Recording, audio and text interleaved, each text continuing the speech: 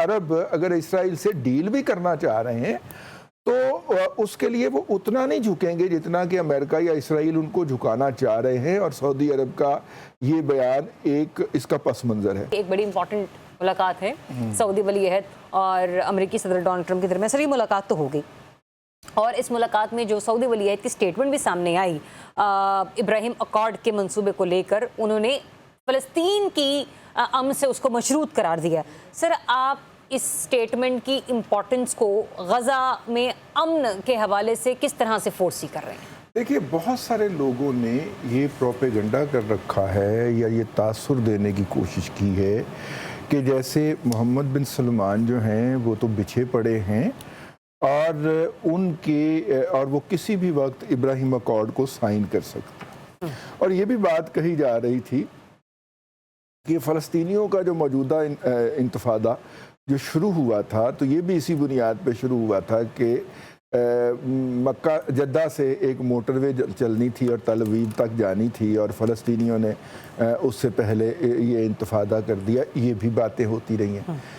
और इसके अलावा जब मुत्तहिदा अरब अमारात ने इसराइल को तस्लीम किया और जब बहरीन ने तस्लीम कर लिया और बाकायदा उनके सफारत खाने खुलवा दिए, और जो अमारात के अंदर हमारे बच्चे और दोस्त अहबाब काम करते हैं, वहाँ पे वो बाकायदा जो इसराइली हैं वो अपने मखसूस यहूदियों के लिबास और हुलिये में सड़कों पे ग्रोहों की शक्ल में निकलते हैं, और मतलब कि वो अपना आप शो करते हैं कि वो यार हेयर। और एक जगह से दूसरी जगह जब उन्होंने मूव करना होता है तो दे प्रेफर के गाड़ियों में ना जाएं, सड़कों पे जाएं ताकि लोगों की उन पे नज़र पड़े। तो अब उसके बाद बहुत सारे अहबाब का ख्याल था कि अब सऊदी अरब तो किसी भी दिन इब्राहिम अकॉर्ड को ज्वाइन करने का ऐलान कर सकता है और फ़लस्तीनियों के जो कत्लो गारत गरी है उसका हिस्सेदार ठहर सकता है।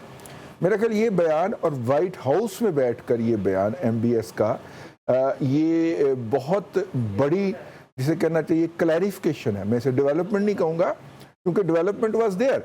ये क्लैरिफिकेशन है कि हम जब तक फ़लस्तीन की आज़ाद रियासत नहीं हो जाती कायम, हम इब्राहिम मुआहिदा जो है उसको ज्वाइन नहीं करेंगे। एक तो ये बात सामने आई कि अरब अगर इसराइल से डील भी करना चाह रहे हैं तो उसके लिए वो उतना नहीं झुकेंगे जितना कि अमेरिका या इसराइल उनको झुकाना चाह रहे हैं, और सऊदी अरब का ये बयान एक इसका पस मंज़र है।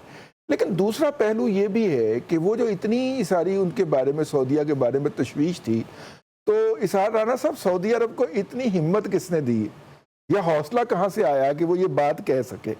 तो फिर इसके निशानात आपको मिलेंगे जो पिछले दिनों पाकिस्तान और सऊदीया के दरमियान तस्वीराती यानी कि स्ट्रेटेजिक और डिफेंस एग्रीमेंट हुआ है, उसकी तरफ चले राना साहब से ओपिनियन ले भी लेती हूँ। राना साहब, एक तो आपने रज़ी साहब ने जो सवाल यहाँ पे किया, सवाल नहीं, मैंने तो गेंद दी है। हाँ, वही मैं कलीमुल्लाह से सवाल क्वेश्चन फ्लोट जो किया उन्होंने, एक तो मुझे उसका जवाब दीजिएगा, और दूसरा मुझे ये भी बता दीजिएगा कि ये जो सिविल न्यूक्लियर मुआहिदा हुआ है अमेरिका और सऊदी अरब के दरमियान, सर ये भी तो इम्पोर्टेंट है ना। अगर पाकिस्तान के साथ हुआ है तो हुआ तो फिर अमेरिका के साथ भी है, जिसमें सऊदी अरब को 35 लड़ाका तैयार है, जबकि 300 टैंक जो है सऊदी अरब वो अमेरिका से खरीदेगा। सर ये भी कोई छोटी अमाउंट तो नहीं है? नहीं, ये तो $1 ट्रिलियन का क्या नाम है, उन्होंने ऐलान किया है शाह सलमान ने कि हम वो इन्वेस्टमेंट करेंगे। इन्वेस्टमेंट अलहदा है और ये जो असला ख़रीदा जाएगा ये अलग है। यानी जो अमेरिका की इकॉनमी ज़वाल का शिकार है, उससे एक्चुअली शाह सलमान साहब ने जाके MBS ने एक ऑक्सीजन फराहम की है, ताकि वो कभी थोड़ी सी ऑक्सीजन पाकिस्तान को भी फराहम कर दें। अगर हमारे हल्ला शेरी के ऊपर वो इतने दिलेराना इक़दाम कर रहे हैं तो हमारे दुख दलदर भी दूर कर दें तो कोई बुराई नहीं है। सारा कुछ उत्थे जाके तुसी दे देना है, को थोड़ा जे साडे भी अल्लाह वाले तक लो, हम आपके पीछे खड़े हैं। आप बकौल सेनेटर रिजवान रजी के कि हमारे हल्ला शेरी के ऊपर उन्होंने इतना तगड़ा बयान दिया है तो सानू खाली एदत ही रखे हैं कि जी बस हम आपको तगड़ा करते रहे, आप पैसे जाके इंडिया में और वहाँ खर्चते रहे। कल की मुलाकात में एक बड़ी दिलचस्प चीज़ हुई है रजी साहब, चूँकि हम सहाफ़ी हैं, हम उन चीज़ों को ज़रा डिफरेंटली देखते हैं, और इस बात को आप समझेंगे कि जब दो हाई प्रोफाइल शख्सियत की मुलाकात हो रही हो تو وہاں جو صحافی ہوتے ہیں اور جو ان کے سوال ہوتے ہیں وہ بڑے میٹر کر رہے ہوتے ہیں. جی جی. اچانک ایک صحافی نے سوال کیا کہ عدنان خشوگی کا جو قتل ہوا ہے اور اس پہ آپ کیا کہیں گے؟ اب یہ چھیڑ ہے شاہ سلمان صاحب کی، کیونکہ یہ قتل ان کے اوپر ڈالا گیا اور کہا یہ جاتا ہے کہ اس قتل کے ذریعے انہیں بلیک میل کیا، رپورٹس کے مطابق. میں نہیں کہہ رہا، جو رپورٹس ہیں